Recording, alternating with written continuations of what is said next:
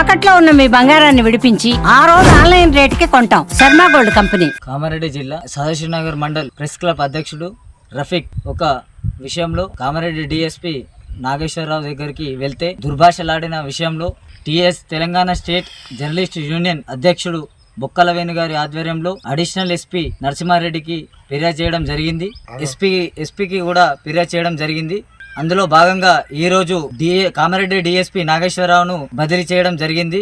Telangana state journalist union Kamareddy జిల్లా అధ్యక్షులు బొక్కల వేణు గారు మన మీడియా ముందు ఉన్నారు, సుమన్ టీవీ మీడియా ముందు. వారిని వివరాలు అడిగి తెలుసుకునే ప్రయత్నం చేద్దాం. ఇలా టీహెచ్ జిల్లా అధ్యక్షుడు, నా పేరు బొక్కల వేణు, కామారెడ్డి విలేకరు పనిచేస్తాను.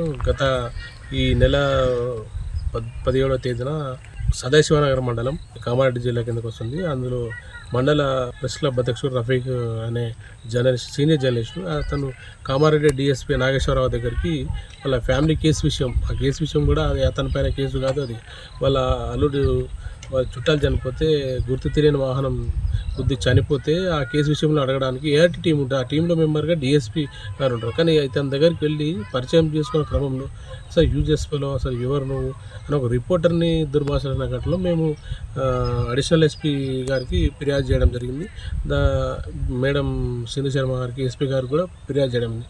మేడం వెంటనే స్పందించి విచారణ చేపట్టిన అనంతరం నిన్నటి రోజు డీజీపీ కార్యాలయం నుంచి ఆర్డర్ వచ్చింది.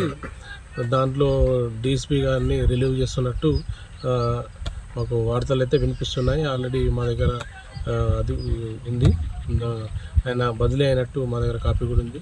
అతను డీజీపీ ఆఫీస్లో ఏఆర్కు అటాచ్ చేసినట్టు మాకు సమాచారం అందింది.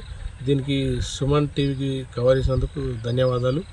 మళ్ళీ ఇంకొక విషయం ఏంటంటే, రాష్ట్రంలో ఎక్కడైనా జర్నలిస్టుల పైన దాడులు జరగాలంటే ఈ సంఘటన గుర్తు తెచ్చుకోవాలి. జర్నలిస్టుల పైన ఇలాంటి దుర్భాషలు కానీ దాడులు కానీ పోలీసులు ఇలాంటివి చేస్తే ఇలాంటి గతి పడుతుందని టీహెచ్జేయు జిల్లా కమిటీ తరఫున, రాష్ట్ర కమిటీ తరఫున హెచ్చరిస్తున్నాం.